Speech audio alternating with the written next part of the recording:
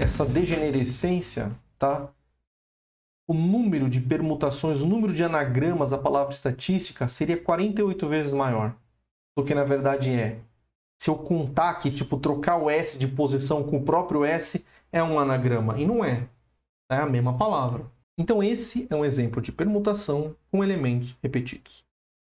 Agora eu quero analisar uma outra situação. Suponha que eu tenho um conjunto A, tem N elementos. Eu não quero embaralhar os N elementos. Eu quero pegar uma parte desses elementos e embaralhar. Eu vou pegar alguns. Eu vou montar subconjuntos embaralhados. Tá? Esses subconjuntos têm M elementos, que M é menor que N. Tá? Vamos analisar, contar as possibilidades. Então, eu vou montar um conjunto com M elementos. Vamos analisar as possibilidades. O primeiro elemento, eu tenho N opções, que vão vir do conjunto A. O segundo elemento, eu tenho uma opção a menos, porque eu já escolhi uma para pôr no A. E assim vai. Perceba que eu tenho uma regra para montar o número de possibilidades. Está conectado. N-1, 1 é o 2 menos 1. O N-2, olha lá o 3 do A3. Pego 3 e tira 1. Então isso me ajuda a criar uma regra. Tá? Então eu tenho um produto. O último termo, eu tenho N menos M menos 1 possibilidades. Porque eu já gastei essas M menos 1 entradas nos caras anteriores. Então, como esses eventos são, como essas contagens são independentes, posso escolher um representante, nunca vai mudar a possibilidade, eu posso, pelo princípio fundamental da contagem, multiplicar esses valores. Agora perceba que a multiplicação desses valores ela pode ser bem escrita simplesmente usando fatoriais. Se eu pegar o n fatorial e dividir por n menos m, tá? Na hora que eu expandir esse n fatorial, vai chegar algum momento lá no n fatorial que vai aparecer o n menos m fatorial. Aí eu vou cortar e vou chegar neste número. Eu também posso escrever isso como permutação de n sobre a permutação de n menos m. Isso é um arranjo. Tá? Vamos ver a descrição matemática do arranjo. Seja A um conjunto com n elementos. O A é um conjunto não vazio. Os subconjuntos de A com m elementos constituem agrupamentos, que são arranjos de n elementos de A, M a M. Se eu tiver, por exemplo, um conjunto A1, A2 e A3, ele vai ser diferente do conjunto A2, A1, A3. São conjuntos diferentes. A ordem importa. Vamos analisar uma próxima forma de agrupamento. São as combinações. A combinação é como se fosse um arranjo. Tá? Eu vou pegar elementos, n elementos de um conjunto A, que tem n elementos. N é maior ou igual a m. Tá? E eu vou montar todas as combinações. Só que dessa vez, a ordem não importa. É o caso da Mega Sena. Eu tenho 60 bolinhas, o sorteio vai escolher 6 e a ordem não importa. Tá? Então, eu tenho bem menos, uma quantidade numérica bem menor que o arranjo. Na verdade, vamos olhar isso pelo lado do arranjo. Tá? No arranjo, eu teria n fatorial sobre n menos m fatorial. Eu tenho um conjunto com m números e essas são as possibilidades. Se a ordem não importa, significa que eu estou contando a mais caras que são iguais. E a gente já viu como neutraliza isso. Eu tenho que dividir pelos elementos do conjunto. Então a combinação ela é um arranjo n a m dividido por m fatorial. Para tirar, eu escolho 6 elementos, tá? das minhas bolinhas. Da Mega Sena, sorteia esses 6 números. Tá? Mas a ordem não importa. Tá? Importa só os números, então eu tenho que tirar todas as permutações que podem acontecer ali. Aí eu vou chegar nos 50 milhões. Tá bom?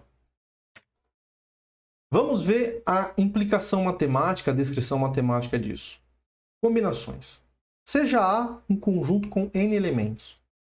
Os subconjuntos de A com m elementos constituem agrupamentos, que são combinações de n elementos de A, m a m. A ordem e a posição que aparecem os elementos não importa.